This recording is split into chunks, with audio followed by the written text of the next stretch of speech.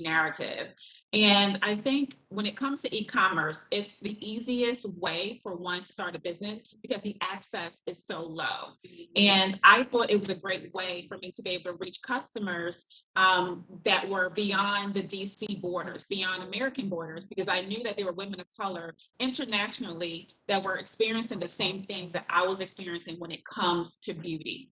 And so starting an e-commerce site in 2017, my focus was how can I reach my customer? How can I reach them organically? And how can I reach them in a paid manner as well? But at the same time, keeping costs low.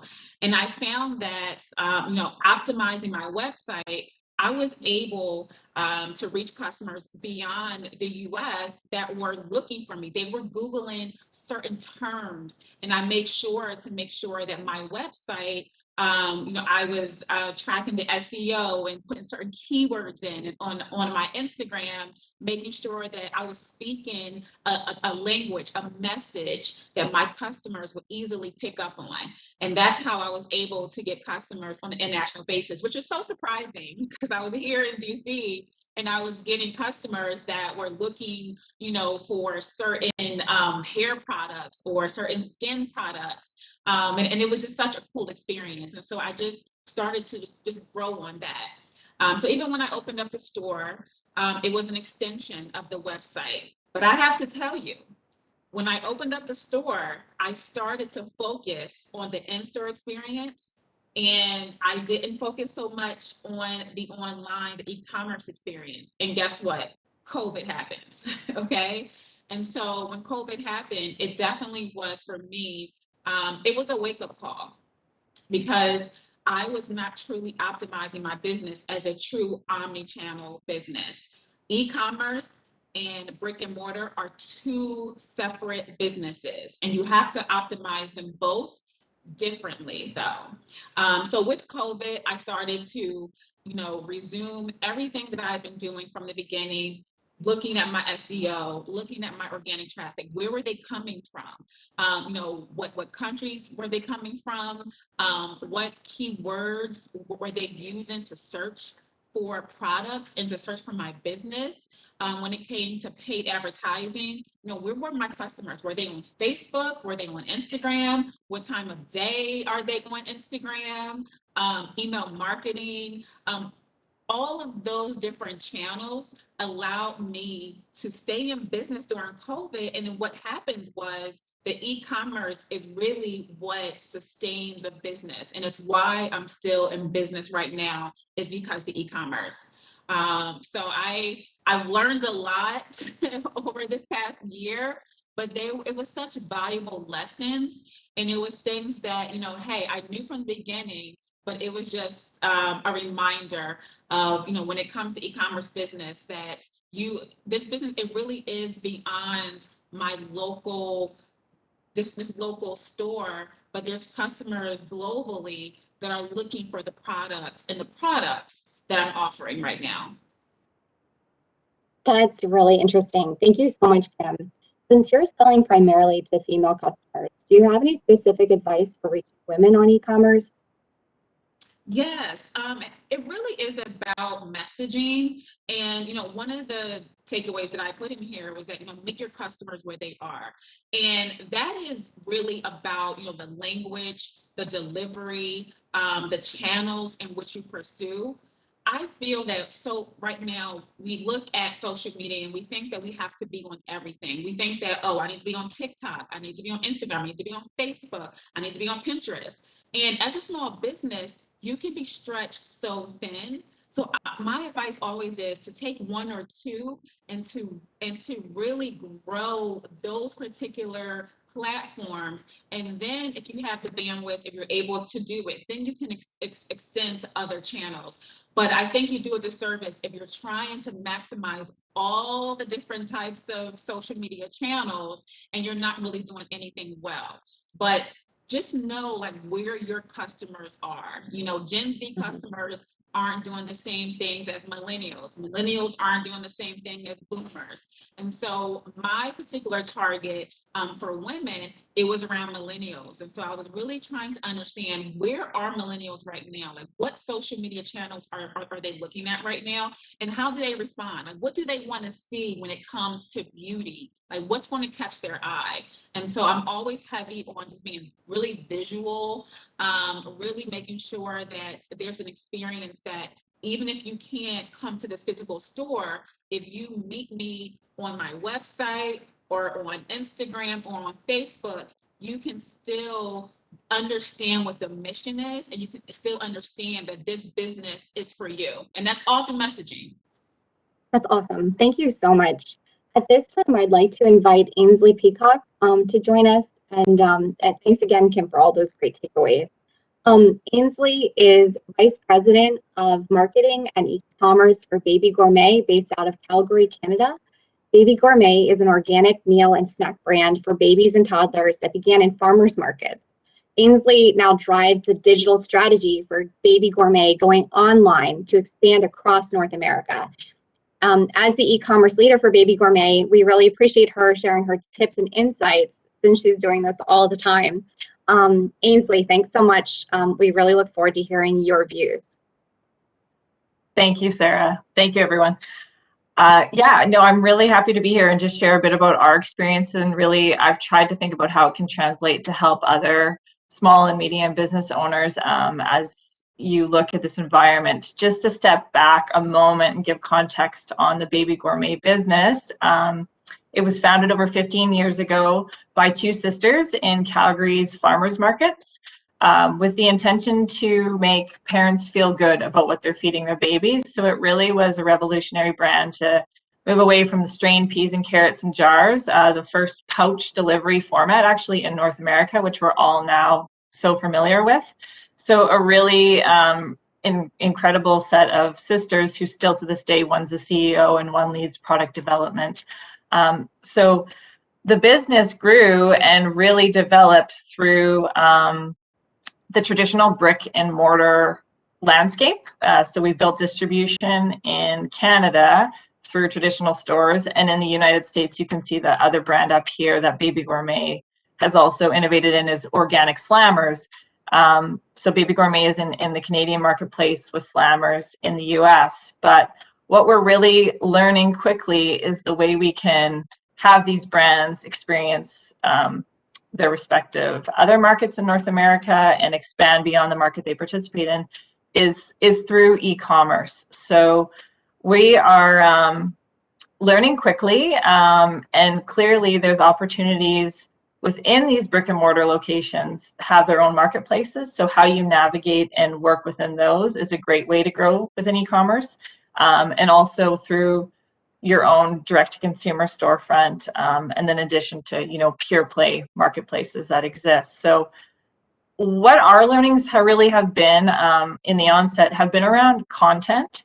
So the D2C, like our actual own shop and how we show up on our website, is very important, but we're also learning quickly, and to any small business participating in a retailer or third-party marketplace, how your content shows up is really critical for how you show up on search and for navigation. So that's down to the hero image you choose, the thumbnail and the thumbnail lifestyle images, and you know, as Kimberly mentioned a lot, all the keywords that come through within your digital listing in your content are critical for ranking and getting searched in marketplaces. So content is really critical and can drive a lot of organic business if you put attention into how you show up digitally. And what our industry, you know, knows is that the physical shelf is very different than the digital shelf. So how we show up on pack is a different experience than how you are digitally. So there are ways to optimize design and look so your e-commerce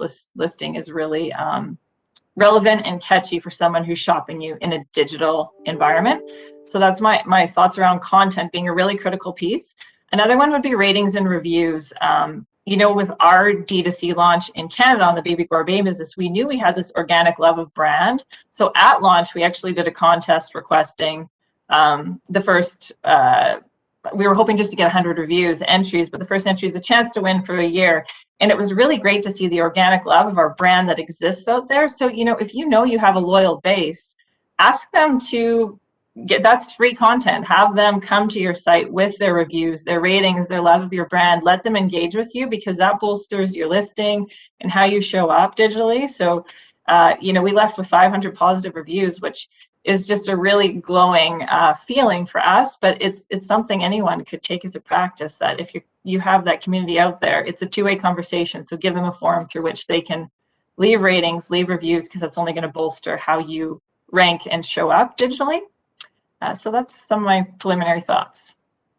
That's really helpful. I love those ideas. Do you have any ideas that are specific for people who are trying to go on abroad on e-commerce and going beyond their markets? Yeah, one thing I'd really make sure anyone considers is your mix. So really look at the units you offer and what makes sense in different markets, because your offering might not make sense in every market exactly as it is in the market you sell in. And profitability is a big piece in that. So you want to really understand fulfillment and shipping costs, and be strategic with what you choose to sell in other markets. Perhaps choose a few hero items or your best seller and try that first, because you will need to have ad spend against it to drive awareness to it. So I just encourage anyone to not overextend themselves, be strategic, and make sure the choice you're making in new markets is a profitable choice. Thank you so much. Those are really great insights. At this time, I'd like to invite Yvonne Fuentes, who's CEO of Maje High-End Design, the luxury brand from Mexico. Yvonne has a really interesting story that I think resonates with a lot of us, having really had to pivot her company entirely online temporarily as an e-commerce seller. Yvonne, would you share with us a little bit more about your brand and your experience transitioning from a brick and mortar store into your new life as an e-commerce seller? Sarah, thank you so much for this invitation. And for me, it's a great honor to be here to share my experience and help another business people in the region. Maje High-End Designs was born in 2010. Maje is a registered trademark in Mexico, the United States, and the European Union countries. Maje came from Nahuatl dialect and means skilled hand. My brand seeks to incorporate the art, culture, and elegance of Mexico in each of Maje jewelry pieces. The designs are the result of fusion elements of Mexican art, which is full of life and results in magnificent visuals that assist in admiring in fine art of jewelry. The set of elements that represents Maje arises from the inspiration in Mexican art and inspire the creation of each collection. Each Maje jewel has a life of its own and tells the world a history of the greatness or people, the color of a rose, and the experience of living in Mexico. The first online sales we had were with clients from Miami, New York, Indiana, and California, starting in August last year. They were clients, but we didn't know them yet, but they knew our brand on social media or because they had previously visited a luxury hotel where our brand was and decided to buy in our online store. Our clients recognize and like to wear unique pieces. In our designs, we use talavera.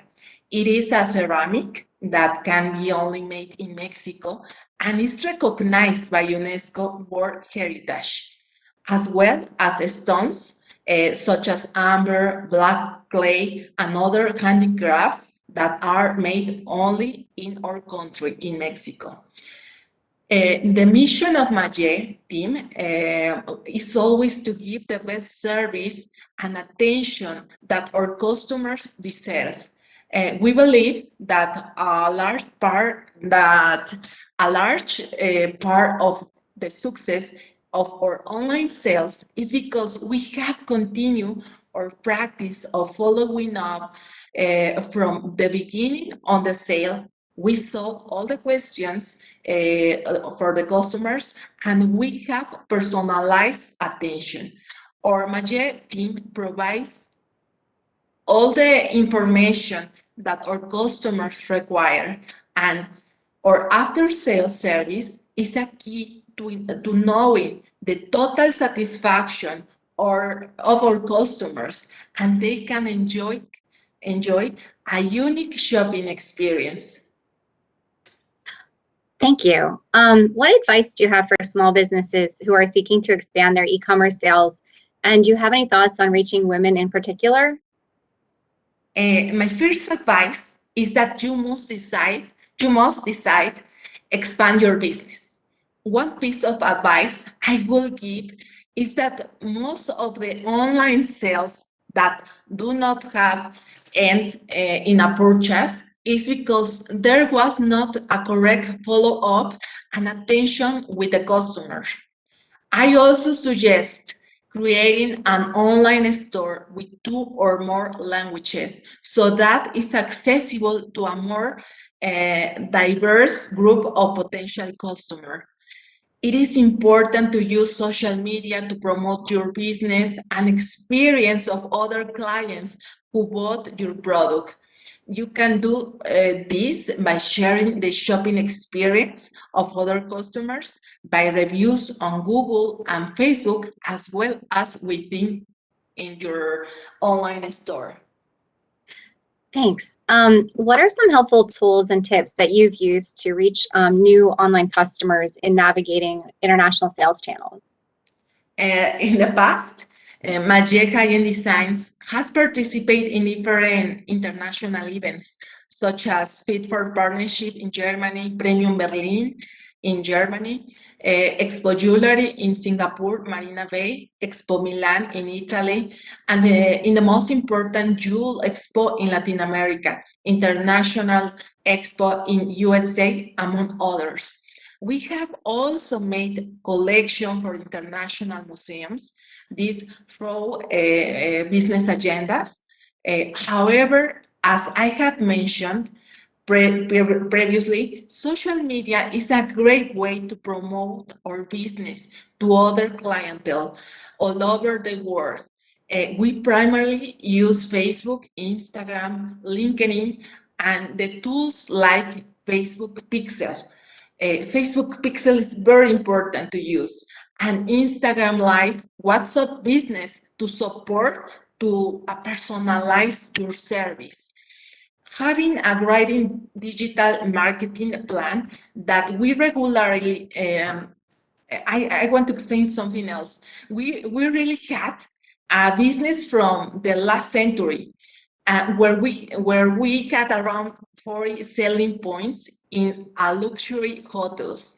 And with the pandemic, we had to change and develop a digital plan.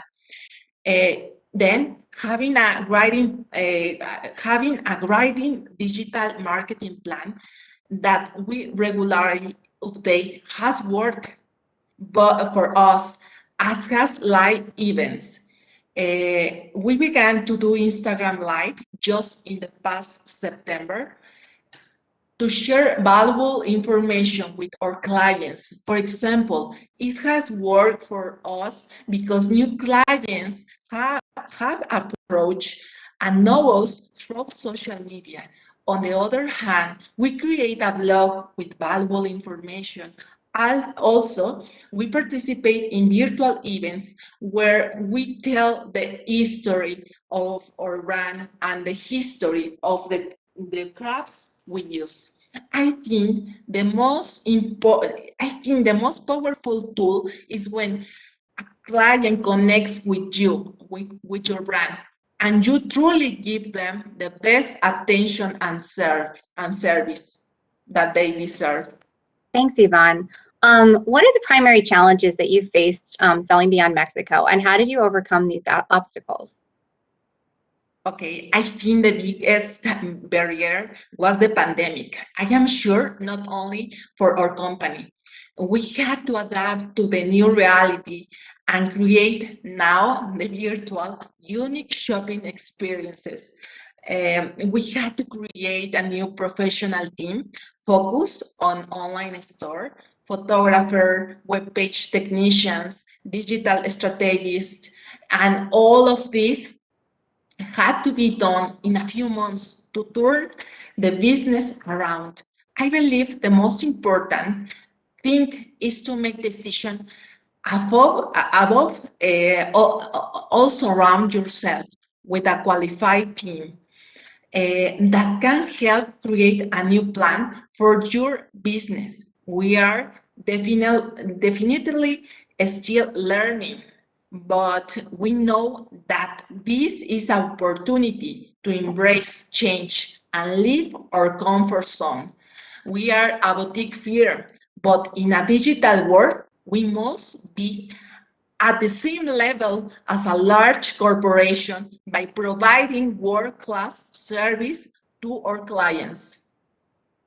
Thank you, Yvonne. Now I have some more questions for you, but I'd like to pause to thank everyone for participating, Yvonne, Ainsley, and Kimberly, and then move to actually questions from the audience, because while I have more questions myself, they continue to come in.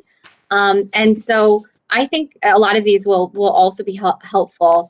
One of the questions that anyone on the panel could jump in on is, one business said, we had a challenge finding and choosing an e-commerce and website company appropriate for us. What would you suggest? Thank you for either any of our panelists stepping forward and volunteering an answer on that. It is.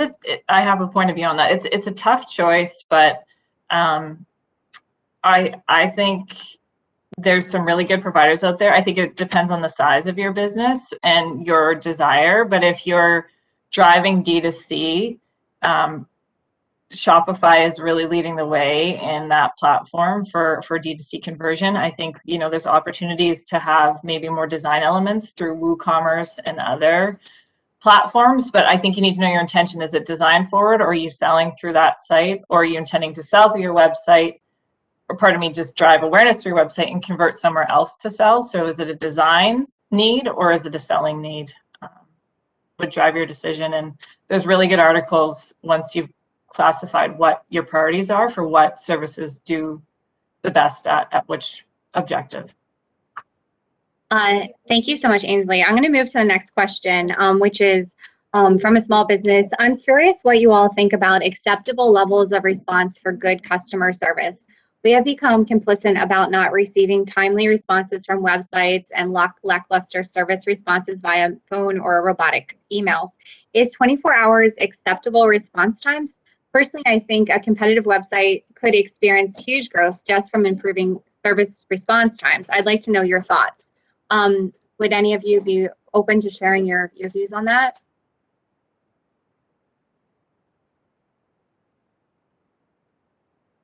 Sure.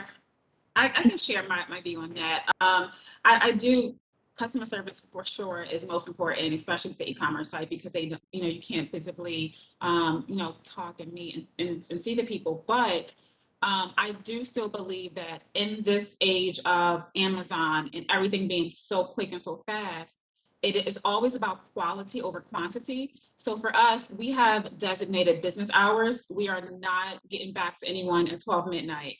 But I will say that customers are amenable to that. They're responsive depending on your message to them. So if they email me on a Tuesday and I don't get back until Wednesday, it really is about the response and the treatment that they're receiving. And I believe customers are open to receiving responses outside of this 24-hour window. I think it's just reflective of their entire experience with your business and how they judge you and how they're judging how good or bad the customer service is. So I don't think you have to just be beholden to certain parameters that don't work for you and your business if you're not able to sustain it. So do what you're able to sustain, but do that well and set the expectations early. Put your policies on your website so customers know when to expect you, when to expect things to ship, all of that. So if you're really transparent, customers are really responsive to that. Thank you. So we have a question that is, I think, from a consulting service, someone who does consulting and representation of companies that are, from another country. So they're asking, how can a cross-trade consulting service participate in the representation of U.S., or we can say Canadian or Mexican, firms interested in expanding into, another market? Is there a marketplace hub where participants can, participate and find clients? Does anyone have thoughts on that?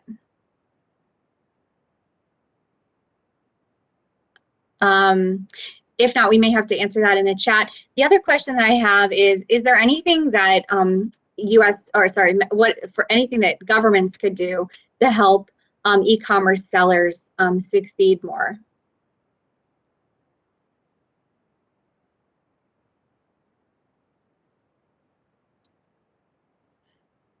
I think Yvonne mentioned it in some of her notes, but really just it's such a rapidly changing environment. So any education and tools and information sessions such as this to help try and stay ahead of the trends, I think helps all business owners, because there's so much information to stay ahead of in this constantly evolving space. So.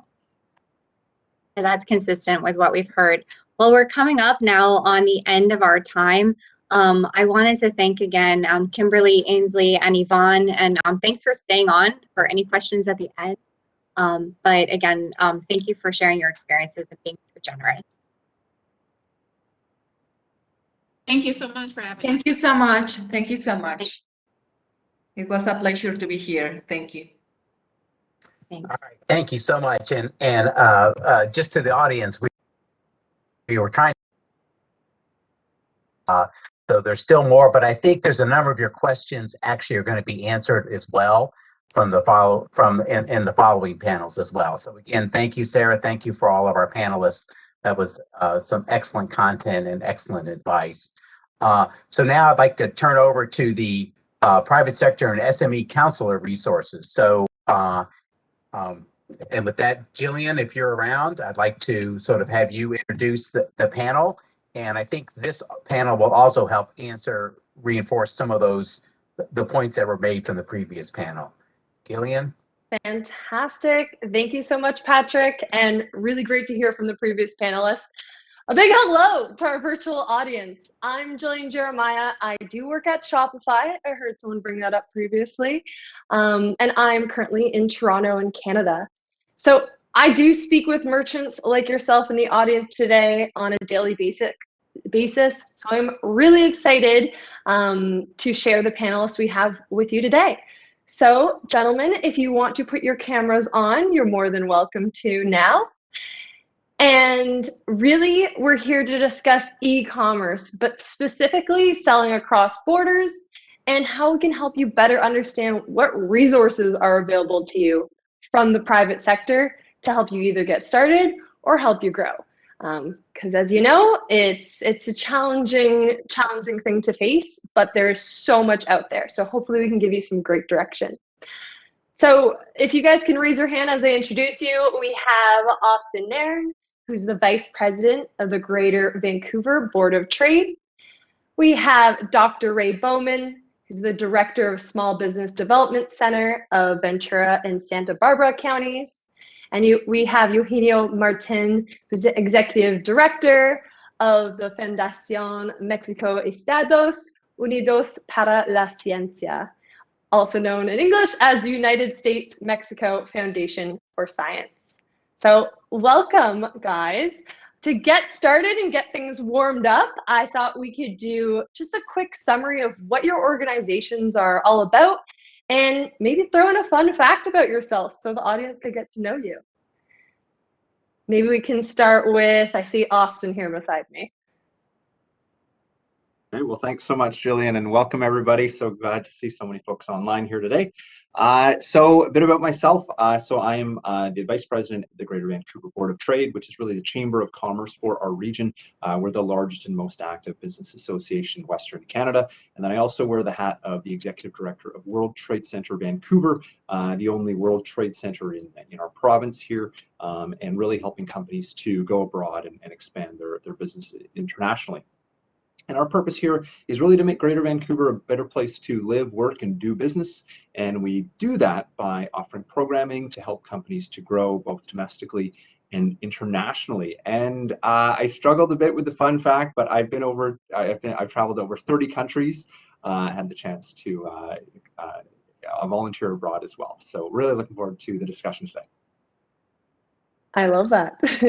Okay, Eugenio, you want to go next? Can you hear me now? Yes, we can. Perfect, perfect. Thank you very much, Jillian.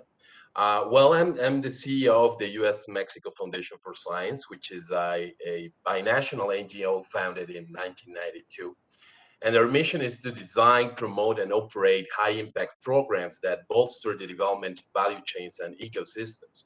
We have served over 5,000 technology-based SMEs through our acceleration programs, where we equip them with technological tools and entrepreneurial strategies to insert themselves into global value chains. I think our mission is super fun always, because we have different challenges in the different strategies that we pursue with the companies.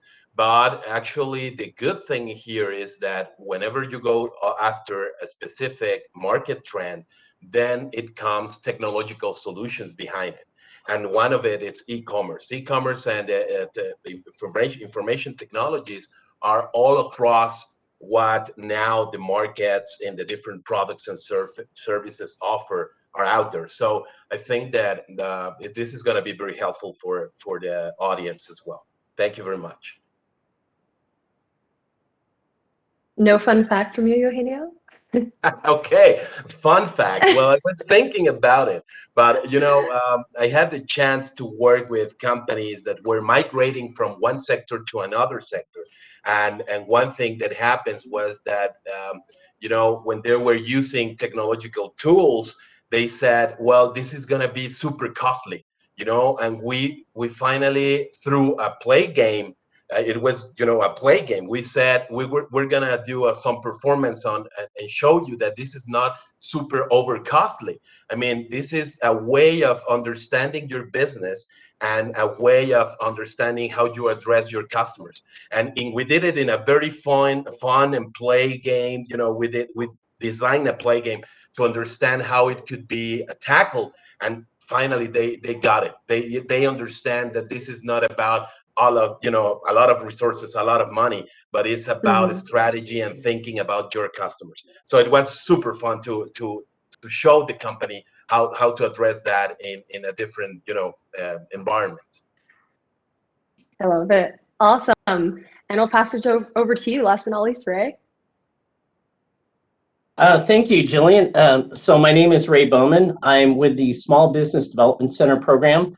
There are over 1,000 SBDCs throughout the country, and we provide technical assistance on really a range of issues, and anywhere from accounting, QuickBooks, marketing, lean manufacturing, operations management, startup. As it relates to international and e-commerce, we really focus our advice around 4 key areas. That first area is readiness and assessment, helping our clients understand, the costs involved, how to assess their readiness for e-commerce and going global with that e-commerce. The second area is really, understanding direct-to-customer issues, those issues revolving around your website and your presence and the plugins that you need and support, whether it's logistics or payment mechanisms for your direct-to-customer business. Third is helping clients understand these big omni-channel platforms, whether it's Amazon, whether it's Etsy, Tmall, Alibaba, those platforms. And then finally, understanding how to market to drive traffic to those different channels. And so we think about it in 4 different areas. Fun fact, at first I was going to say, well, I do a bunch of economic research, but that's kind of boring. So, Never. so the thing that most people don't know about me was for well over a decade, I did competitive Olympic style weightlifting. I was in 3 national championships. So I have 2 silvers and a bronze. And then I was on the US Masters Olympic weightlifting team in 2003. So weird fact about Wow, that's awesome. Great pivot to e-commerce, weightlifting. I don't know if there's any connections, but maybe we can find it. And Austin, I hope you've been to both Mexico and the States at this point too. So talking about all the countries you've traveled to. Okay, so with clearly the vast knowledge we have in this group, I'm excited to get into some other questions here. First being, tell us a bit more about the e-commerce challenges that you're hearing the most these days when it comes to selling cross borders. And along with that, what advice would you give to everyone here today on how to overcome those challenges? Maybe I'll pass it back to Ray to start. No pressure. Okay. Yeah, no problem.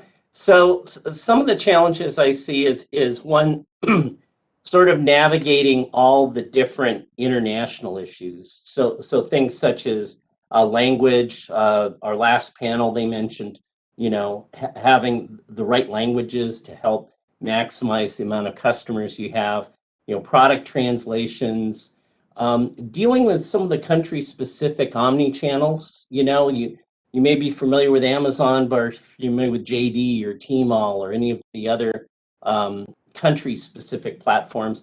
And then more importantly, understanding what are the fees or the hidden fees related to using those platforms. So, those are things that you really have to be conscious of. Another area that comes to mind to me too is product fulfillment. So on a lot of these websites, the expectation is that you're going to offer free shipping. So how do you, are you conscious of what your margins are?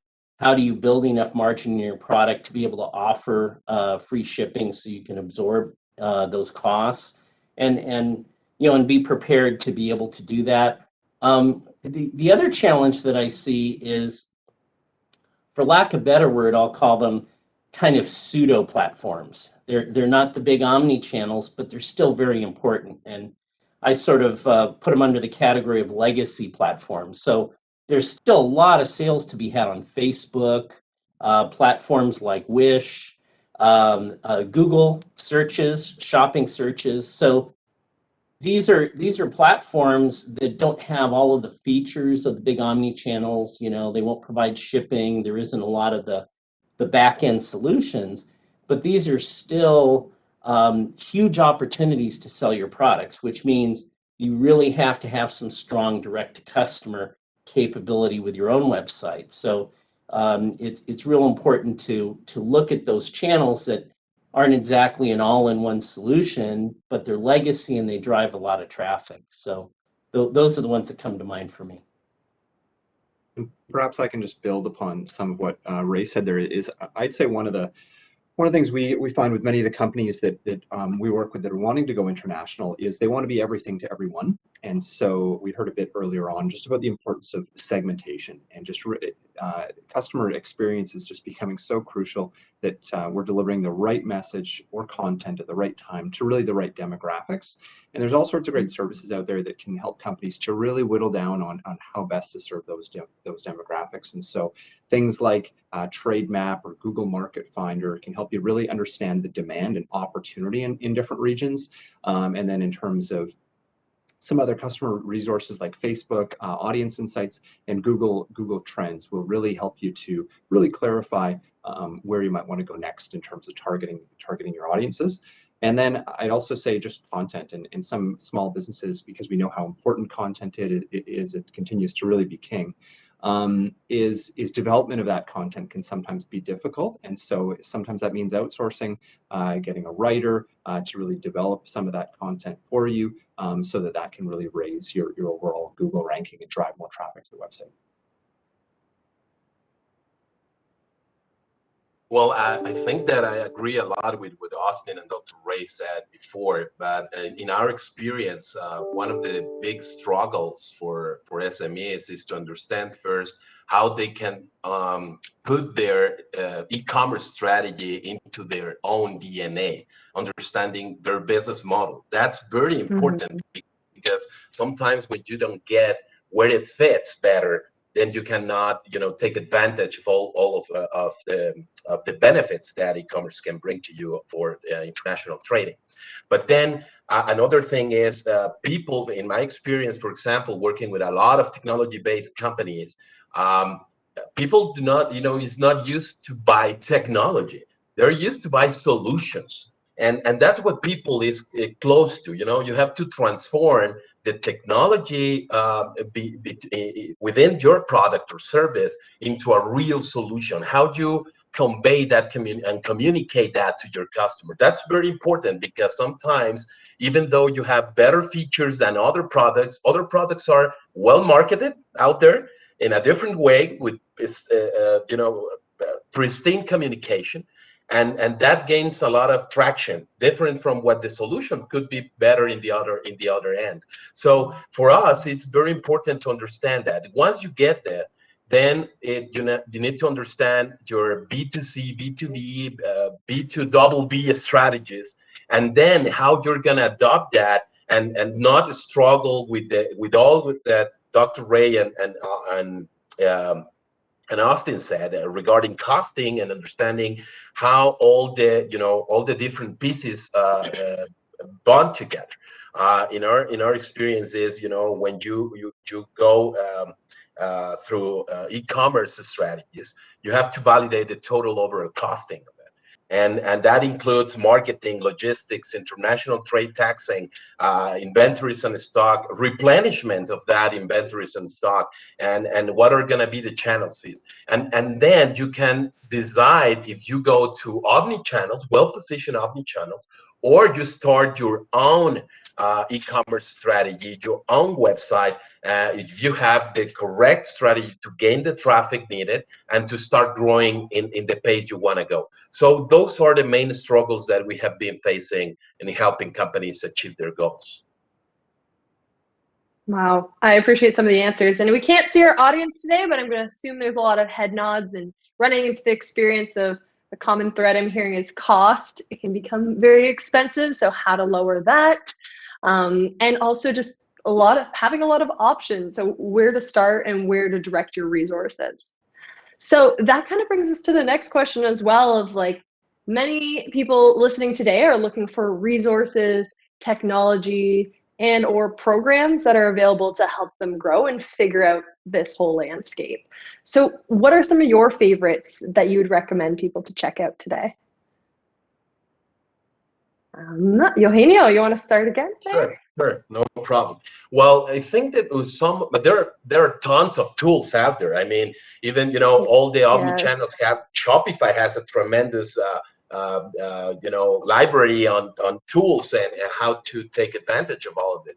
But for example, I've been seeing a couple of things that are very well, a couple of resources that, for example, Google have put out there in terms of helping SMEs and nonprofits to really convey, how to address a better, not only just talk about the first level, SEO, not only for, the e-commerce, your own website, starting with your own website, how you can take advantage of how to address a better strategy for the algorithms that Google read in order to help you to have a better chance to have a word about your organization, your products out there.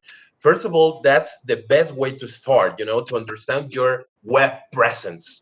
That's one thing. For a lot of SMEs that even they're not thinking in go for an e-commerce strategy, but they want to have a best web presence. That's very important, how to become a more digital-oriented company. So I think taking advantage of what Google has offered, there's a lot of resources for SMEs, free resources for SMEs that they have understand with the years, applying artificial intelligence in their algorithms to understand the behavior of some companies and how they use these particular tools. I think that's one of the most important resources I can recommend. And then probably Ray and Austin can talk about a little bit more on the e-commerce particular resources that they can recommend as well. I'll go ahead and jump in. So one of the things that's always a challenge, you know, in any aspect of business is a lot of times you'll have a real specific question and there's not necessarily a webinar that's going to address every question that you have. So some of these are usual suspects, but I'm still going to mention them. One is YouTube, and sometimes people half laugh at YouTube and getting serious information, but I kind of liken it to McDonald's, right? No one really wants to admit how much they actually go to McDonald's, right? And it's the same thing with YouTube. There's actually some really rich content in terms of online strategies and how to research and how to look at SEO topics. The Shopify content it's important to look at. There's a lot of good content there. LinkedIn Learning, Udemy, gettingtoglobal.org also has a whole host of really good tools. So all of those things I'd recommend, but I wanted to especially recommend some of those things where you can get specific teaching content so that, you know, if there's a certain aspect you want to focus on, that you can get some training quickly in those areas.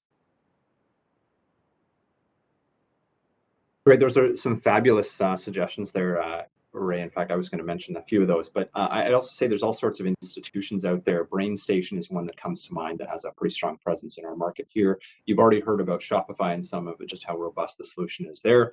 But then I'd also encourage you to speak with your local Chamber of Commerce or World Trade Center. Often they will offer different programming, and in our area here, we offer what's called our Integrated E-commerce Essentials workshop, and I'll be actually sharing out a free promo code for anybody who wants to attend our session in September. For those based in Toronto, the World Trade Center there has something called the Recovery Activation Program, which caters more to the B2B market. And quite interesting about that, it actually, first step is it helps you to do what's called a digital needs assessment, to just really understand where you are where you're at on that journey of your basic digital optimization and digital transformation more broadly. So that's another good resource. And then also Digital Main Street is also quite prominent in our market, and they have some fabulous resources, a bit more on the B2C side, but also a great resource available. Fantastic. And we will also be sending out more resources to you directly, so you guys can all click on some links in the audience here. As you're probably writing these down as fast as you can. I appreciate the insight to all the panelists. I'd say it sounds like a lot of Google products. I know I've done some of their courses and they are fantastic. They're all free. I think that's the key word for it all as well, is there's so many amazing free resources out there. So appreciate all the recommendations from you guys. So next question I do have for everyone is, like, there are so many trends and buzzwords going around right now, especially post-pandemic. A lot has changed in the e-commerce market. So what is one e-commerce trend that you think works and you think the businesses listening today should prioritize to help them grow?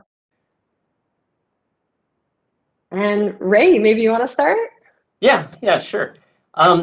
There's a couple that comes to mind. It's hard to pick just one, but I'll pick three that really are top of mind to me. One is the whole trend of inventory. You know, you really have to be careful with inventory when you're selling online. It can make or break your business and how you manage that. So very much looking at how to develop just-in-time production. So, you know, that's a number one issue in my head. The second thing is, how do you work with that? How do you deal with that? So one thing I would mention that I see as a trend is sort of using the personalization carrot to help manage inventory. So you see a lot of companies do this online, and it's kind of subliminal. A lot of us as consumers don't pick up on it, but you know, we'll get surveys saying, hey, we're going to launch phase B of our product, and which would you like? And here's the release date. And if you come in on this release date, you get this discount, right? And it not only generates excitement, but it's actually helping those companies manage their inventory. So some of them can get really clever. One company, there's a company that does out of the UK that does e-bike solutions called Switch, and they roll it out in phases, right? And they'll say, here's a deep discount if you order in this tranche or that tranche. So that whole idea of kind of doing a mass customization to the customer in order to figure out when they're going to order for you, and that helps you manage your inventory, which can really help your profitability. The other thing that I see is there's a lot of good techniques out there to sort of do affiliate marketing. So we think of affiliate marketing as usually sort of that multi-level marketing. But in terms of e-commerce, a lot of companies have gotten really good at monitoring, who their customers are, and are they referring? Are they generating leads? Are they becoming evangelists for your product? And if so, do you want to give them a discount or incentives or prizes to help incentivize them continuing to evangelize for your product? So that could be a free gift. That could be giving promo codes. I see this a lot. I just bought something online the other day that I got a promo code from a friend of mine to buy it, so he was evangelizing that product. The thing you have to be careful, though, is, again, you have to know your costs, right? Can you afford those discounts? Does it pay to incentivize someone over just getting regular organic sales? So again, you have to know your costs well, but these are techniques that are really powerful, looking for that loyal customer and appealing to them and having them evangelize your product. So, but again, the caution is understanding your margins and making sure that that's giving you a benefit above and over traditional sales. If I can jump in here, I think this is going to resonate a lot with what Dr. Ray just said in terms of, for example, in our experience with manufacturing companies which are very B2B oriented, they have to have a window of visibility to their customers, and they have to be in the right platforms, not only capabilities, exposure, but as well as to be there in the right time for a particular fulfillment. And that's very key. I mean, what Ray is talking about in terms of inventories and how to address that. I mean, we need to convey, if there's a way of our e-commerce platform, our own e-commerce platform, or digital tools are connected to our own IT platforms or ERPs, or ERPs or MRPs in the production line, that's going to be a tremendous differentiator for a company that really get access in connecting those, because then you have the right visibility of your customer, when they need it, how they need it, and how you can address that in a cost-effective manner. So talking in the back end of your systems to your front end strategy and marketing is key. It's very important, because that's a way to actually, even for traceability and transparency to your customers and addressing them, we have the capabilities to fulfill your needs, particularly in this period of time. And this is going to be the cost associated with it, because all of a sudden your systems are able to talk to your customer in the right language. So I think that's very important for companies to address it, not only just as a marketing front, but connecting everything to your own production capabilities throughout the whole supply chain strategy. Yeah, fantastic points there as well. And I would just say that some of the trends we're hearing and encouraging our companies we're working with to consider is the VR and AR enabled commerce. And there's some research out of Shopify that says that they'll see a 200% increase in conversions when augmented reality is used for product visualization. And so what this really does is it's a bit of an add-on that you can use you can utilize through the Shopify platform, but it really helps to make that in-person experience, the online experience, feel more like an in-person experience. So any of those types of add-ons really going to drive that conversion rate. And then also on the AI side is that 54% of people say that they will be happy to use the chat box over human contact if it saves them time. So anytime you can give people more time in their day back and just make that that shopping experience that much better, they're going to be open to it. And so just recognizing what some of these new technologies are and just trying to integrate them into your plan. Awesome. I appreciate the insights. Yeah, there's so many trends out there. So hopefully that gives people some direction to look at resources on, see if that's something you want to double down on for your businesses. And all of them can be done at scale using pretty much the technology that's out there. It's evolved so quickly. So last question before we pass it over to the audience to put questions in the Q&A box is really just like, what's one takeaway you want the audience to remember from today? And Austin, let me pass it back over to you. Sure, I'll just pick up on one of the things I said earlier on, and that's just the importance of high quality content. And it's really just going to drive your overall search engine optimization, because ultimately you really want your website to be your home base. That's really where you want all your data to be captured, and everything else is on the periphery, and it should all be just driving it back to that home base, which is really the only thing you own when you really take a bit of a step back at all these other channels and providers. So content is king, and anything you can be doing to really ensure that you're positioning yourself as a market leader and an industry expert, driving that content and traffic to your website is going to be crucial. Amazing. Ray, do you want to go next? Yeah. So one of my favorite books on the marketing of technology is an author named Jeff Moore, venture capitalist. He wrote a book called Crossing the Chasm that a lot of people are familiar with. And so what he identified is in technology, right, you have the early adopters. Then the next group of adopters are people that get into it because they feel it'll give them advantage over their competition. And then sort of the third level is this mainstream. And then you have these people that are sort of dragged along into the market, and then sort of that declining, the laggers. Well, if we apply that to e-commerce, we're well past e-commerce being the shiny new toy.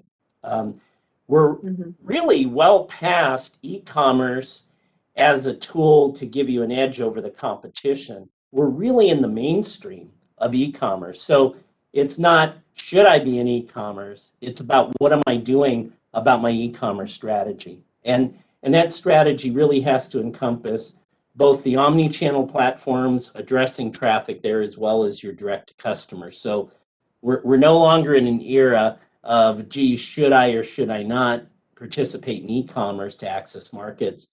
It's a distribution channel, all right along with agents, distributors. I mean, it's a legitimate channel that you have to have a strategy.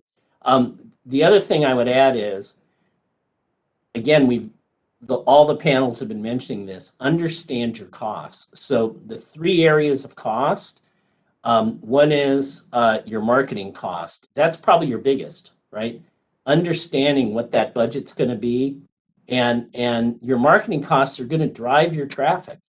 So you really have to have an expectation that you're going to spend money on your marketing, in your social presence. Shipping costs including returns, warranties, how do your return policies relate to your product warranties? What are those expectations? Our very first speaker talked about setting expectations with your customer. And then the other big area, and I think this one usually is one that people realize after they've gotten into e-commerce, is chargebacks. So chargebacks can be in the form of what you need to support. If you're working with an omni-channel, they'll have certain return policies that they may expect you to adhere to. But then the other side, or the other issue with chargebacks, is chargebacks in your payment mechanisms. In other words, you can lose a lot of money with credit cards. Instead of someone returning a product, they just deny the charge. And there's a lot of good solutions for that. I know I have a lot of clients use a tool called Verify. I think there's another one called Clyde. Stripe has this, but there's actually add-ons you can put to your site that will actually do a micro credit check on every credit card that comes through. And if that credit card has a history of canceling transactions, it'll flag it out, and you simply won't do the transaction. You'll return the money to the customer, because that can be a huge area of loss, and that's a trend that I see more and more. So those three areas, you know, the marketing cost, shipping, and chargeback costs. Fantastic. Those are great. Just bear with me a moment in this. Place yourself 200 years ago, how we did trade. I mean, it was, you know, everything was word of mouth, and that was the way to get you know, commerce go and move forward. The name of the game today, which is a little bit of substitution of that in the e-commerce era, is a new professionals review industry. I mean, that's very important. You know, when people talk about a product or talk about a service and recommend it in a professional way, saying, well, this is the way they solve my problem. And that's very important. So this helps accelerate the customer's decisions everywhere. So for SMEs, which are more based in B2C, for example, and using this kind of strategies, I think they have to take very seriously the reviews of their customers, understanding not no cheating, because there's a lot of bots out there cheating and doing reviews which are not, you know, legit. But I'm talking about real serious reviews from your current customers. So I think that's a tremendous boost that you can bring to your own e-commerce strategy as well. Fantastic. Wow. All great insight to take away. So we have a couple of more minutes left here. So I want to throw over the questions to our audience, and maybe we'll get one person to answer each question because we only have so much time. Let me just see here which one we want. Okay, so someone had asked, where is it possible to find information to have any training about laws and legal aspects that are necessary to fulfill orders and export products selling online? Do you guys have any insight into that? One resource, and this is US centric, but I'm a member of the U.S. District Export Council, so we're appointed by the Secretary of Commerce to promote trade. And I know the District Export Councils have had some really good sessions centered around compliance and e-commerce. Another good group is the American Association of Exporters and Importers.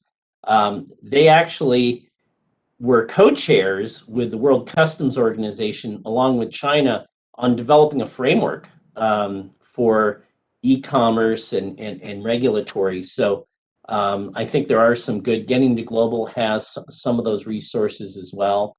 But again, we're looking at Brave New World. A lot of e-commerce that's international isn't actually counted in our traditional trade stats. For example, there are different treaties that look at mail, and so, you know, and so much e-commerce goes through the Postal Service, which is a different framework. So, but it's a very important point, because you need to understand those export regulations don't care whether it's traditional trade or e-commerce. You have to understand those. And Thanks, Ray, for your answer. Oh, go ahead. Just add on that, perhaps in the Canadian market, more on the IP side, but there's actually an organization called the Canadian Intellectual Property Office that will they have all sorts of resources and training to actually help companies just to make sure that their IP is not compromised when entering new markets.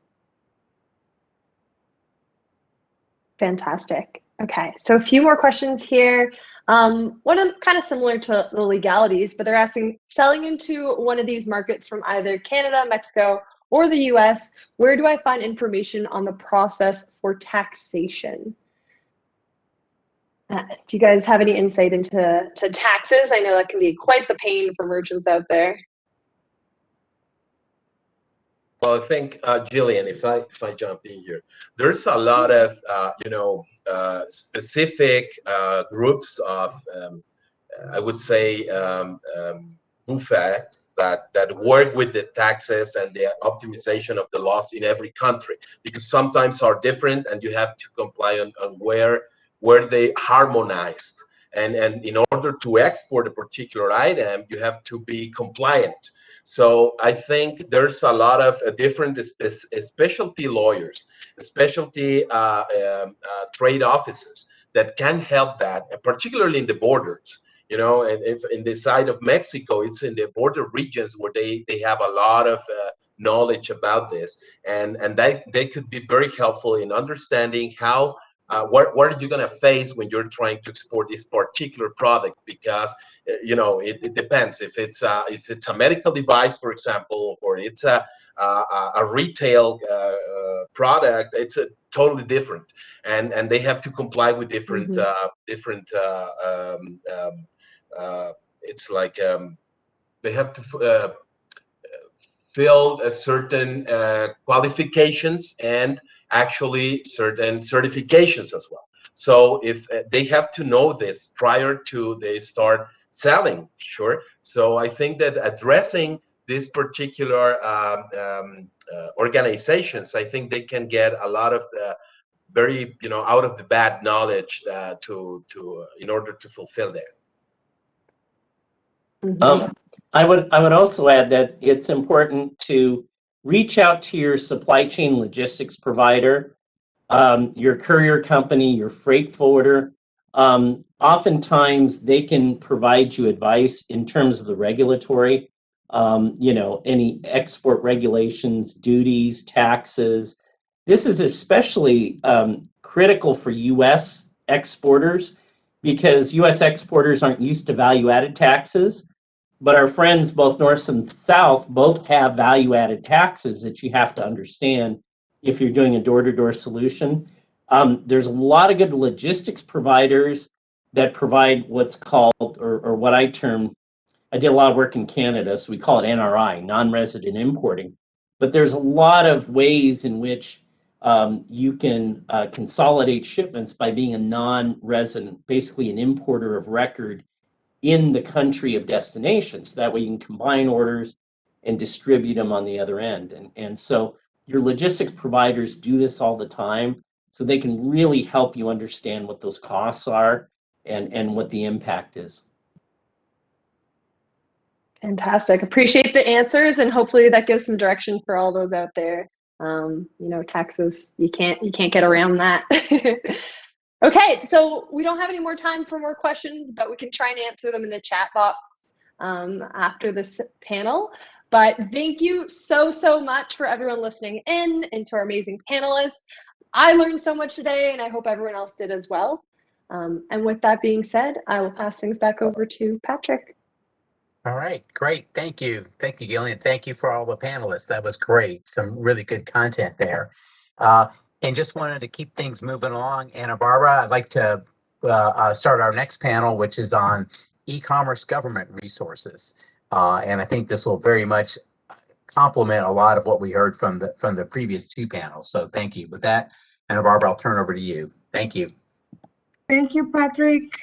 Well, for our third expert panel, highlights of the USMCA e-commerce government resources, I would like to introduce our distinguished speakers. They represent government agencies of the Canada, Mexico, and the US, and will be sharing with us some of the tools and platforms as means of valuable support for decision-making, information, and networking for all stakeholders relevant to the SME ecosystems. We have with us, and we're very happy to receive Ricardo Pereira, who is Manager of International Partnerships, Business Development Bank of Canada, Luis Fernando Godoy, General Director of the Global Economic Intelligence Unit of the Ministry of Economics of Mexico, and James Bledsoe, Director of E-Commerce Innovation Lab U.S. Department of Commerce. So welcome to everyone. You will have 10 minutes for your intervention, and we'll start with Ricardo. Please, the floor is yours, Ricardo. Thank you so much, Anna. Good afternoon, everybody, and welcome. So I'm speaking to you today from Ottawa, Canada. My name is Ricardo Pereira. I'm from BDC, which is the Business Development Bank of Canada. I'll share a brief overview about BDC shortly. Next slide, please. So in my organization, I mean, we think that digital technology, including online presence and sales, should be a key driver to getting businesses back on track and positioned for future growth, both domestically and internationally. So just for the next 8 to 10 minutes, I'll provide an overview of some key Canada's tools and resources on e-commerce, both federally and provincially. Then I'll give an overview on BDC and its tools and resources, both digital more broadly and also on e-commerce. And all these are directly and indirectly supporting SME growth internationally. On the federal side, in recent years, the government of Canada has deployed various initiatives to support SMEs on e-commerce, including training programs and financial support to raise awareness. So just highlighting a few core ones here, with the first one, Global Affairs Canada and the Trade Commission Service. So they've been working with both existing clients and engaging with new companies to take advantage of the acceleration in digital technology by helping more exporters access global online e-commerce platforms. To date, the Trade Commission Service, they have increased the number of trade commissioners working on e-commerce in regional offices across Canada, in China and US and Japan. And these advisors are providing or they improving the ability of the Trade Commission Service to offer quality advice to companies on navigating regulatory environment in different countries related to e-commerce.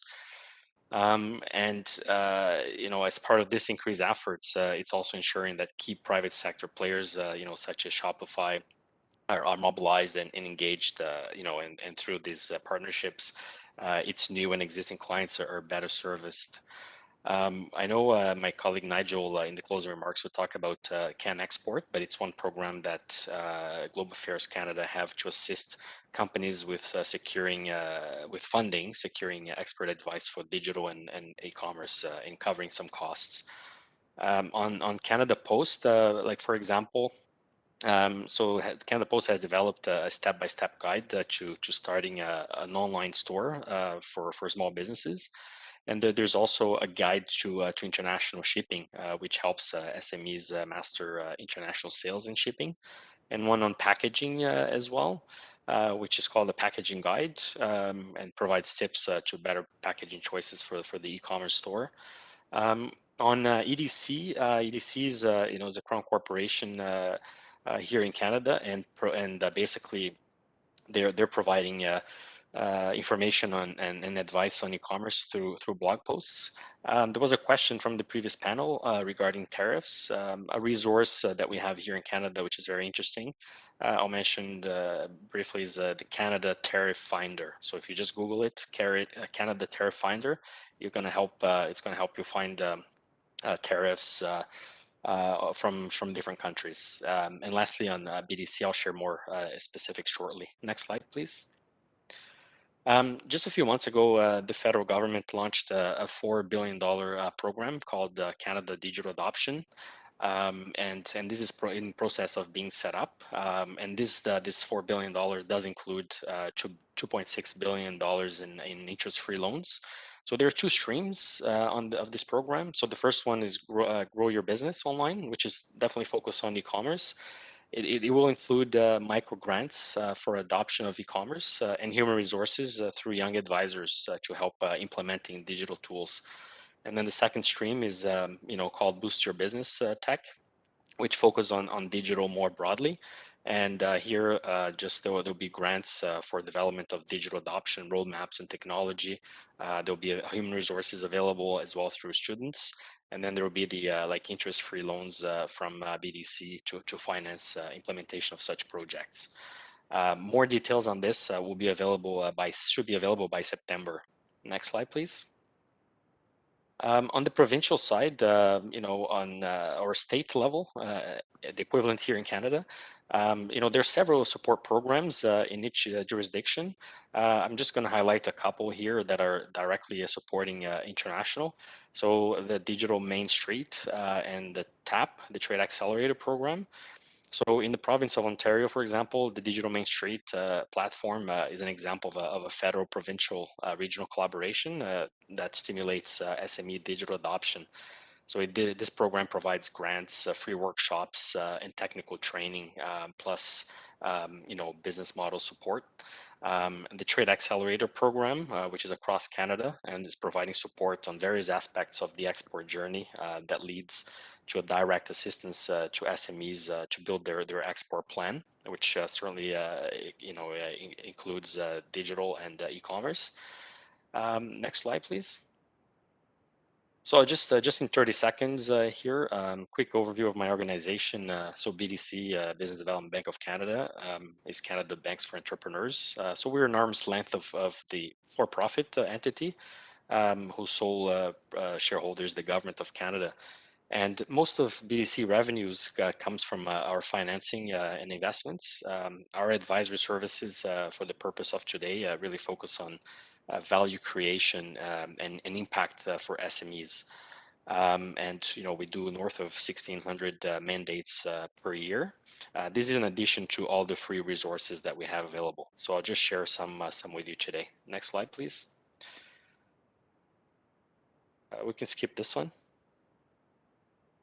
So BDC is supporting businesses, with growth and marketing strategies, including international expansion, online and offline.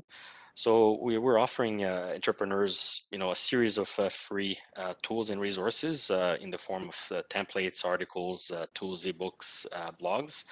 I'll just highlight some key ones. So here's an initial example, which is a benchmarking tool that allows SMEs to understand their digital maturity. For example, the level of digitization, comparing them to industry peers, and identifies potential areas of improvement. So next slide, please. So the main free resource that we have on our side is called the e-commerce toolkit. And it includes guides, webinars on demand, and a website assessment tool, for example. So there are a number of them that are very valuable in this particular area. Next slide. So a couple of ebooks specifically on e-commerce. There's a couple ones that I want to highlight. One is on competing in online marketplace, which is a study that came just recently, and the other one is strategies to boost online sales, profits, and exports. And these are available online for free. Next slide, please. We also have an e-commerce guide for entrepreneurs.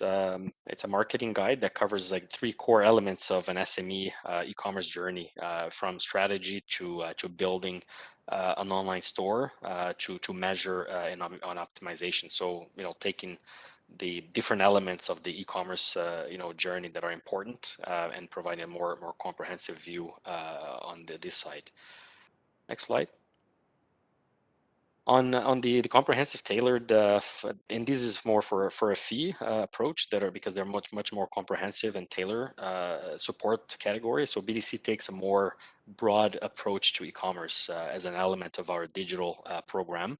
So the services we offer here, just highlighting in red, involve elements of digitization, online presence, with those that are centered around revenue growth, being the core that supports the build up and implementation of an e-commerce roadmap.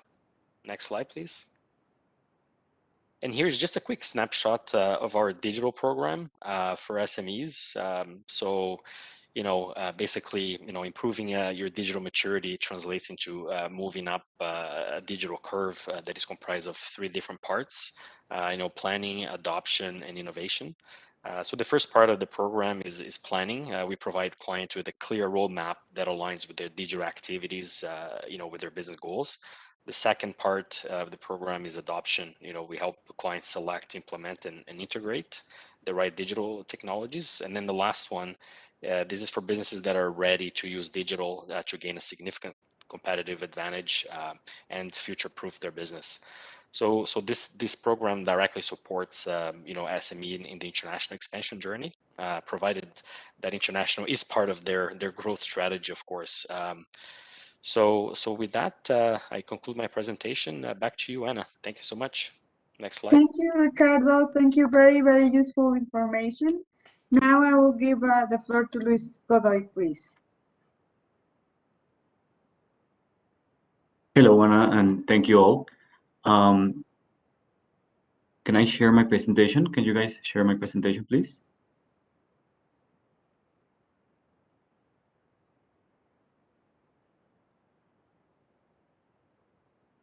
Well, thank you very much to all the colleagues from the US and Canada, and thank you for the invitation to this important panel. Today I'm going to talk to you a little bit about what we're doing at the Ministry of Economy. Let me start by sharing my screen. Now I can. Ready.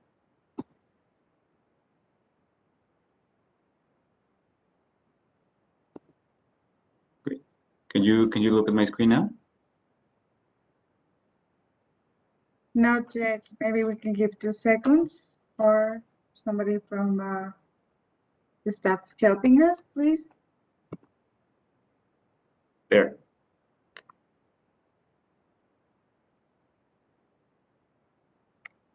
Good. Can you look at my screen now? No. Yes. Now. Perfect. So what we're trying to do at the Ministry of Economy is creating basically a new global and digital ecosystem for micro, small, and medium enterprises. So I'm going to talk and go through some of these digital platforms that we have launched on the past 2 years, more or less, here in Mexico.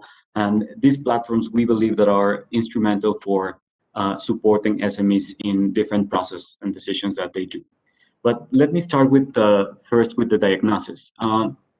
At the Ministry of Economy here in Mexico, we believe that SMEs can take advantage of global value change and by specializing in specific segments of production, but also receiving know-how of or technology spillovers.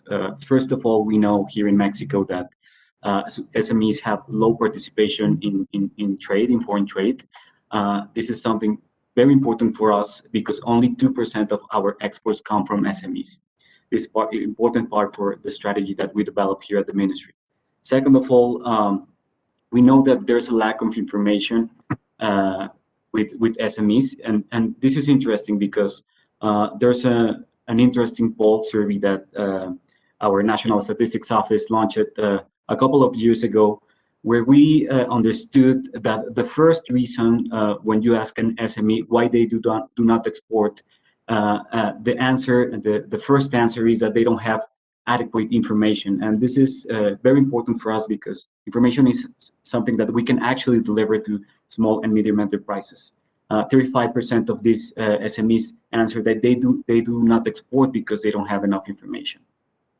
Third, and this is also important part of the diagnosis, is that consulting firms, strategic information of think tanks and so on, normally they are not an option for SMEs because they have high costs. So few SMEs cannot afford to pay for consulting services to identify market opportunities or learn about procedures and certification. This is important because we're trying to deliver some of these services here at the ministry. And finally, we know that digitalization opens an opportunity for SMEs, not only from the perspective of e-commerce, but there are different processes that digital platforms can help reducing trade costs, reducing information costs, and increasing the participation of SMEs in global value chains. The first platform and information that I'm going to talk to you is Data Mexico. we think that data is central in the decision process of SMEs. And what we have seen here in Mexico is that data is central not only for a specific decision, but also for innovation for small, medium enterprises. And what Data Mexico is a platform that integrates data, and it delivers strategic information for different types of products and different regions and so on. And we launched this digital platform because, of course, we are trying to reduce the cost for small and medium enterprises to understand different data sets. First of all, because these data sets are normally scattered. You know, if you want to answer something about mangoes or a specific manufactured product, you have different data points, and normally that is not integrated. Second of all, as I mentioned before, SMEs have limited access to strategic information and little added value. So also they have a little collaboration to share information within institutions and between the private sector too. There are also few visualizations, few data visualizations in the Mexican ecosystem at least. And also, of course, there are technical barriers for the integration of different data sets. So that's why we launched Data Mexico, and I invite you all to visit Data Mexico online. You can check all the different graphs and data visualizations that we have for SMEs. And basically, we're doing this because we believe that the integration, visualization, and analysis of data, it is instrumental for the decision-making processes of SMEs. The second platform that we launched actually 3 months ago, it's Comercia MX, and this is a different kind of platform that, of course, it is important, but it's, I would say, a different kind of platform, not necessarily need a traditional B2B or B2C platform that you probably know. First of all, Comercia MX is a platform that we launched with the IDB and Connect Americas, and it offers a new global and digital social network for different SMEs in Mexico. The main goal is to connect these SMEs with international businesses. So the first main functionality that you'll find in Comercia MX is a business directory, where you'll find an international network of business contact, not only customers, but also you can find suppliers, partners, investors, and so on. The second big functionality that you will find in Comercia MX is the direct connection between potential customers around the world with the Mexican SMEs. And this is really important for us because one of the lacks that SMEs have in comparison with big companies, for instance, is that this direct connection with potential clients around the world, it is complex, it is hard for them to find the right clients around the world. So Comercia MX tried to help them, support them find these customers and clients around the world. The third main functionality, and Ricardo was talking a lot about this, is the business support services that us as the ministry, but also through these digital platforms can offer, from training, information specific for exporting specific products, export procedures and services, workshops, and so on. We're trying to deliver a specific and detailed support to all of these SMEs that are participating in Comercia MX. Finally, Comercia MX also offers a way to connect between business communities. For instance, we have already important business communities for regions, for the south of Mexico, for instance, for specific sectors, business communities for the honey producers, for instance, or even business communities for women. And this is important because, as you know, many of our duties are creating and doing events such as a virtual conference for companies. And Comercia MX and this specific functionality of business communities offers a way to have like 360-day business conference. So they can contact between companies that are from the same sector. They can actually share information for the specific sector and so on. So this functionality of business communities, we believe it is very important for introducing information and contact specific SMEs between them.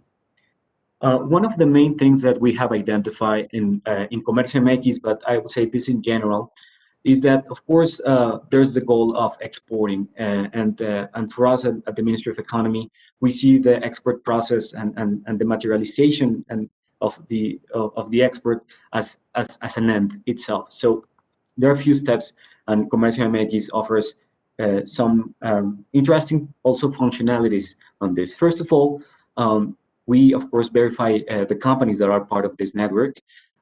We believe that we need to create a more trustworthiness network in these different online platforms, and Comercio MX is not going to be the exception.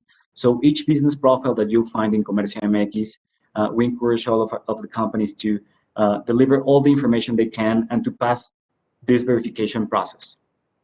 The second thing that we believe is important to achieve this exportation to other countries is to train and to stay up to date with information. This was very important during the COVID-19 pandemic. It is still important to stay updated, and we encourage all these companies that are part of the network to, first of all, stay connected and stay and to get to know all the news that are happening around the different markets around the world.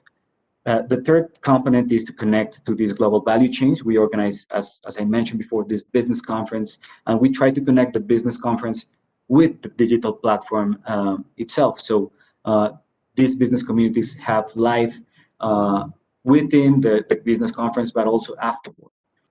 Finally, we know this is an important part, and probably Ana Barbara Mungaray, head of the unit of development, she's going to probably talk about this at the end. Financing programs are instrumental for the export promotion agenda, and of course at Comercio MX you'll find information about some of these financing programs. I'm going to skip this. We also have other platforms. Mercado Solidario, we launched this platform for during the COVID-19 crisis to try to support micro companies that are being affected by the contingency caused by the pandemic. And we did this through basically a concept that we created that is called the Solidarity Purchase. And we have identified that there are many micro, really small companies in Mexico that they're starting their life, their digital life. And Mercado Solidario is in a way an introduction to the digital life for these micro, really small companies. This is a network of around 20,000 companies that we're trying to also help them in other areas. Another platform that we have, and this is a lot of added value in terms of economic intelligence, is Exporta MX. Exporta MX is a digital platform that it basically tells SMEs, it answers two questions. First of all, the question of the user chooses the product and obtains the country in which it has the greatest export potential. For instance, if a Mexican producer of tomatoes wants to export and they're not sure of which market, which country is the best one to start exploring the export process, it basically answers the question of which country is more suitable. It is also the other way around. If you choose a country, you obtain the products with the greatest export potential. So I also invite you to visit Exporta MX and basically try to analyze the data that we have in Exporta MX. And finally, and this is also probably something that Ana Mungaray is going to talk to you, and this is a very important platform for the Ministry of Economy, and it is in the core of actually what this committee and what we do with our colleagues in the US and Canada, which is MYPYMES MX. It is an amazing platform that it basically helps entrepreneurs, SMEs, with different tools, information, events, and programs. MYPYMES MX is probably the most integral platform that we have because it promotes in different levels the digitalization of micro, small, and medium-sized enterprises. It, of course, uses technology for different processes, and it provides different type of services. So it is really an integral platform delivering different services, different information, knowledge. Of course, the training programs are one of the cores of PYMES MX, information about how to grow your company, information on how to sell, how to, of course, export, the details, the step-by-step of how to export, and of course, there's a specific section for the USMCA for the T-MEC, which in our case, it is an important tool and mechanism for SMEs development. So I think this is what I have, but I want to thank again all my colleagues, and of course, this is my contact. If anyone is interested in learning more about the platforms and this new digital ecosystem that we have and we are promoting at the Ministry of Economy, please feel free to contact me. So thank you very much. Thank you so much, Luis. Well, we're going to give the floor to James Whitson, please. Thank you. Thanks, Ana. Let's see if my slides work here. They do. Excellent. I'm here to talk to you today about the digital strategy counseling resources and other U.S. government resources we here at the U.S. Commercial Service have developed for U.S. exporters out there. First, I'm going to be going over some USMCA market stats just to kind of set the stage for our services that we have later on. Here you can see some general statistics from Statista here showing the business-to-business and B2C comparison, business-to-consumer retail is what you would think of it. The main takeaway from this is that both sectors are growing. Both B2C and both B2B are growing. More insights into this will actually reveal that business to business, industry, online industry, e-commerce, it follows the trends of B2C.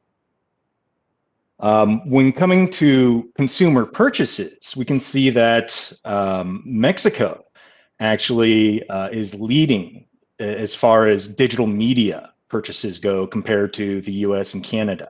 A lot of digital media and e-services we see there amongst the three countries there, how it's split up, and the dark blue regular e-commerce would be regular products, is what that's meant. I'm sorry, I hit Zoom.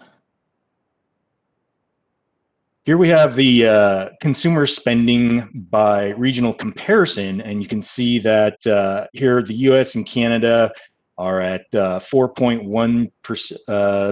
and 4.7% of their total spending going on online sales. Mexico slightly behind that at 3.5%, just giving you an idea of the size of the markets here for the USMCA markets. But the main takeaway here for all markets, and this goes for pretty much every piece of market research out there that I could get my hands on, is that e-commerce sales, overseas e-commerce sales, both in B2C and B2B, are going to be growing for the next several years. COVID-19 was like fertilizer to the e-commerce sales channels. It helped not only accelerate a spike over that year between 2019 and 2020, but has also increased the forecast growth rates for e-commerce over the next several years. So with that in mind, e-commerce is big. Selling online overseas is real big. It's a way to stay in business when you're no longer able to do business face-to-face or things have just changed. What is the process that is recommended for most businesses? Well, this is the process of the 3 phases of growth that we recommend for all of our clients out there. The majority of you may be familiar with localization, translating your website into a specific market's language, but really it's much more than that when we're looking at overseas sales. You need to take a step back and first look at the internationalization. Can your website be found, period, by a search bot anywhere, let alone overseas or in the US? And then how does your website look to an overseas visitor?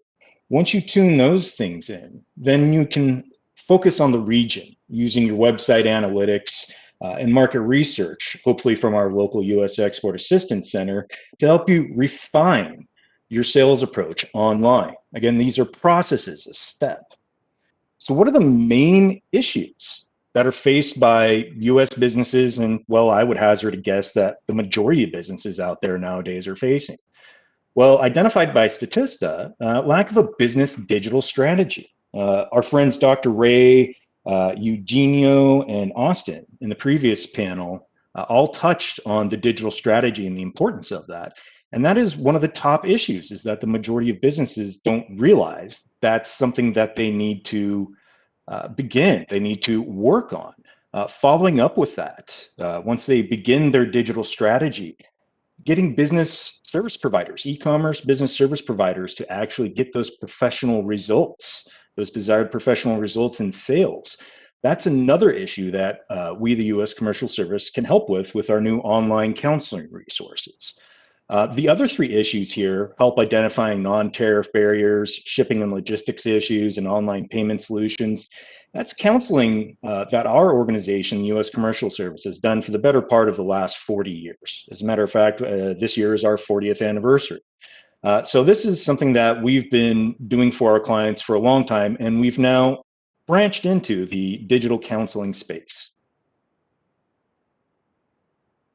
If I can get this slide to progress, there we go.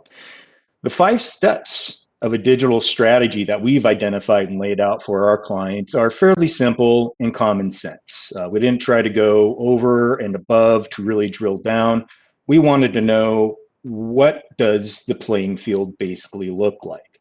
So starting with the first step, we start out with defining the objectives, followed by a search engine optimization check of your website. You need to understand if your website can be found to sell your products. If you have mechanical issues, metadata that are slowing down, metadata issues that are slowing down your website, preventing it from being found by search bots, making it look unappealing to search bots, it doesn't matter how cheap you have your products on there or what gimmick you have going on, it's not going to show up. You will not make a sale. Following this gap analysis and addressing those issues that are preventing you from making these sales, you then need to address them.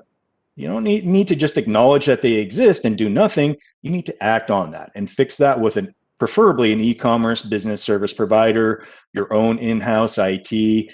Please just not a relative, not an intern, not an unqualified person. Again, your professional business, get a professional service provider to get professional results. Once you've got your back end figured out for your business, your website's operating, it can actually be found and transact, make a sale, you need to be doing some market research to help choose which e-commerce sales channel or omni-channel ratio you want to pursue with your online presence. And then last, but certainly not least, you want to be looking at your website analytics and tying those to e-commerce key performance indicators, or KPIs. Basically, this allows you to tie a dollar figure to your online sales channels and allow you to determine whether or not the money you're investing in your online sales channels is paying back in dividends. So we have this new resource out there for you businesses that we've developed called the Website Globalization Review Gap Analysis. This is a snapshot of what that gap analysis report looks like, but basically it serves as a stopgap, a check for your online presence to see what is and what is not working. Our little crawler tools that we use look at your website just like a search bot would. So the data that they show is the same data that's shown online. And we then provide next steps through the e-commerce business service provider directory, or BSP, as far as who to follow up with to help get things done.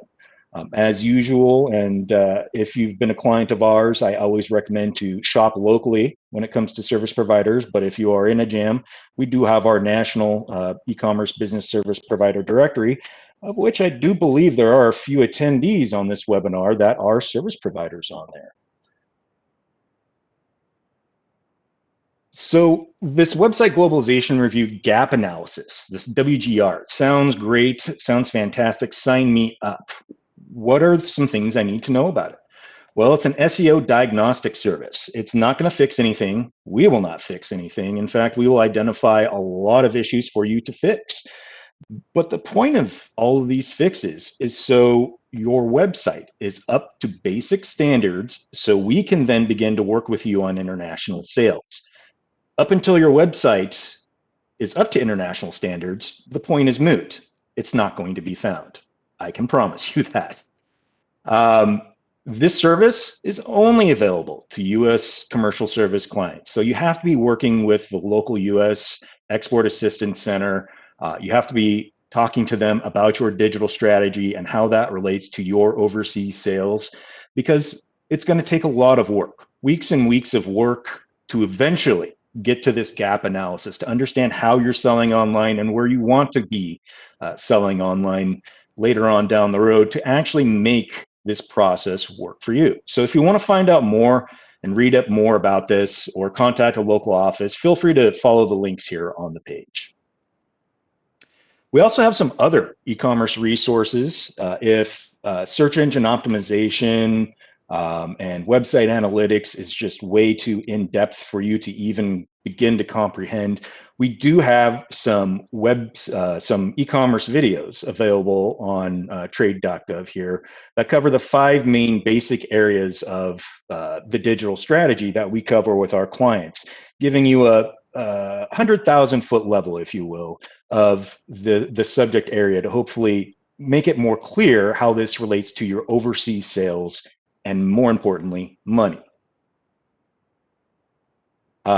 Some more resources we have pertaining to the digital strategy as well as the e-commerce business service provider directory is our trade.gov/e-commerce resource page. Here you can explore e-commerce resources. We have links to those resource videos. We have links to how to develop your digital strategy, as well as the WGR gap analysis service. We also have other resources, such as links to the State Trade and Export Program grant, also known as the STEP grant for U.S. businesses to help with capital upgrades required that are identified through this gap analysis, as well as rural business e-commerce assistance through our Rural E-commerce Outreach Center.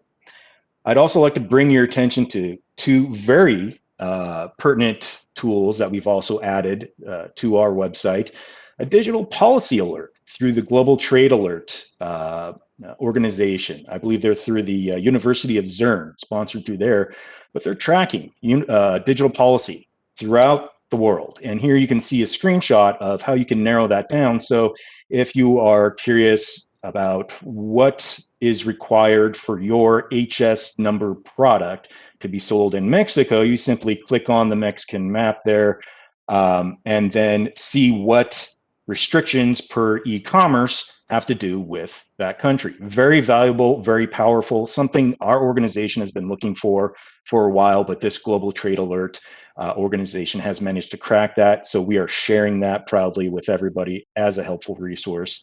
And then lastly, we also have our market diversification tool through the U.S. Commercial Service. This also helps you to rank market prospects based on your harmonized schedule number. Another very valuable tool there to help you see other potential markets to sell online overseas too. With that, that is the end of my presentation. If you have questions about the U.S. Commercial Service or for me, rather than email me directly, I would highly recommend you contact your local U.S. Export Assistance Center. Thank you, James. We have had such a wonderful presentations with a lot of information that I'm sure that everyone can go to the sites and check from themselves. We're a little behind time, but there is one question from the public. I don't know whoever wants to answer. Says, when small businesses know about trade barriers that they are experiencing in different countries, how do they let the government know? Do you know of any way for that? Yes, I would recommend contacting your local U.S. Export Assistance Center. When I was a trade specialist in Little Rock, Arkansas, I did the same exact thing for my clients on 3 separate occasions. One of which I can recall off the top of my head was a cargo container of refrigerated French fries, potato products. And so that had a very limited deadline of several days. So contacting your local office, we can make connections with overseas and the appropriate authorities. Gentlemen, do you have other resources available as well? Similar for Canada, the Canadian Trade Commission Service, offers great support through their regional offices across Canada that will connect to the appropriate trade commission in the respective country to support them in market. Luis? Yes, for Mexico too. Here at the Ministry of Economy, we can help solving some of those issues. There are certainly some online platforms that can help you with general information for specific products and for specific destinations. I recommend the Trade Wizards, which is actually a platform that we use to identify some of the barriers and some of the regulations on different countries. But yeah, so if you're interested in answering specific questions, again, we try to be very detailed on the type of answer. So we always ask for the fracción arancelaria or to the harmonized system, the specific code and the specific destination that the companies are interested, so we can solve that answer. Thank you. Thank you so much. We're going to close here. There's another question in the chat, so if you can check, please, so you can answer. Thank you. We hope that this was very useful for everyone. And I give the word to Patrick. Thank you so much. All right, great. Thank you very much. And now we're at our sort of concluding panel and closing remarks about additional resources. So I do want folks, if you're there, to stay on for just a bit longer, and we'll go through this. So as we go through the panel, I think, Nigel, you have to take off pretty soon. I'd like to turn to you first to cover your last points on Canada. Okay, is the audio good? Yes. All right, thank you so much, Patrick. Bonjour tout le monde, pleasure to be here. Thank you for the opportunity to address this wonderful group. You've heard so much from so many experts. I'll be brief. I'm part of Canada's Trade Commissioner Service, as my colleague Ricardo was mentioning. Currently the head of trade and investment at the Consulate General of Canada in New York. I'm speaking to you from Manhattan, which is on the ancestral territory of the Lenape peoples. So who are we? The TCS, we're a free service that helps Canadian businesses grow internationally. We have a global presence in over 160 cities across Canada where we have a domestic presence and certainly worldwide. And we work with our other federal partners along the business development continuum, such as with BDC and others. How do we do this? We help our clients navigate the complexities of international markets in order to make better business decisions and help reduce your risk and costs of doing business. We're particularly attuned to the needs of our SMEs, who comprise an overwhelming majority, over 90% of our client base. And we're certainly aware of the opportunities and interests that you have in e-commerce. So to give you some examples, I've got lots on the slide here, but in New York, we focused well beyond the traditional consumer products and retail sales cycles in order to build knowledge and capacity around the key marketing, advertising, and digital platforms that you, our SMEs, need to be aware of to be successful in e-commerce in the US. We've partnered with Rakuten Canada to introduce Canadian companies to the affiliate marketing space while providing preferential rates and services for our BIPOC and LGBTQ2S plus owned businesses. We've also mapped out the transformation of traditional bricks and mortar stores into the e-commerce space. And here locally, we've done that with Bloomingdale's, Lord & Taylor, and Macy's, to give you just a few examples. We're exploring the intersection between e-commerce and other sectors such as wine, spirits, and beers by diving into new digital strategies that allow for ease of access in the 3-tier importing system in the US, and looking at the role of subscription boxes as a tool to reach a wider audience across the US. In terms of supports, as Ricardo mentioned, we have funding available to our Canadian SMEs through the Can Export program. This can provide for up to $75,000 Canadian, which can cover up to 75% of the costs for export marketing needs to new international markets. And specifically for e-commerce, this program can support activities in market intelligence, search engine optimization, marketing, adapting, and translating of promotional materials, and hiring consultants for expert advice for digital and e-commerce marketing. So again, a lot on the slide, but if I can draw your attention to the bottom, where you can get in touch with us. Our website is really the best way. You can drill down and find specific trade commissioners, such as myself, in certain markets. For example, there are 19 consulates and offices across the US and Mexico, and I'm one of them. And a lot of tools, and I've got 2 links here that specifically drive you to our e-commerce resources and market guides and studies and other tools that can help you. So I hope this has been a great session for you, and I look forward to following up and doing what we can to help our Canadian clients. Merci beaucoup. Thank you. Thank you, Nigel. Anna Barbara, I'll let you go ahead and go next. Thank you. I'll try to be very fast.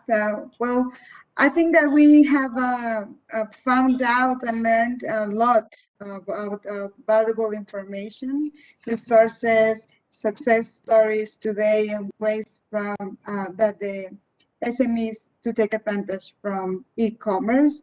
We will keep working in facilitating resources for all the SMEs that are planning to trade in the region. As Luis showed, we have already worked from government to provide different platforms in this sense. So we'll continue working on this, and the Ministry of Economy of Mexico is pleased for having participating in this webinar, which with no doubt has provided a lot of information, and we are learning from each other initiatives.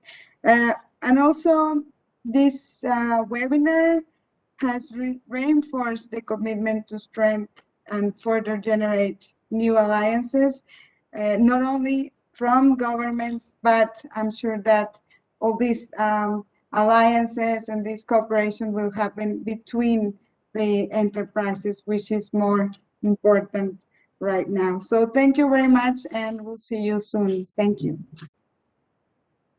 Great, thank you, Anna Barbara. That's really grateful. And then I guess from I'll just kind of conclude myself. You've heard a little bit from some of the folks. James talked about it a bit, but I wanted to just sort of from the U.S. side, we have a number of services that are similar to both what Canada and Mexico offer.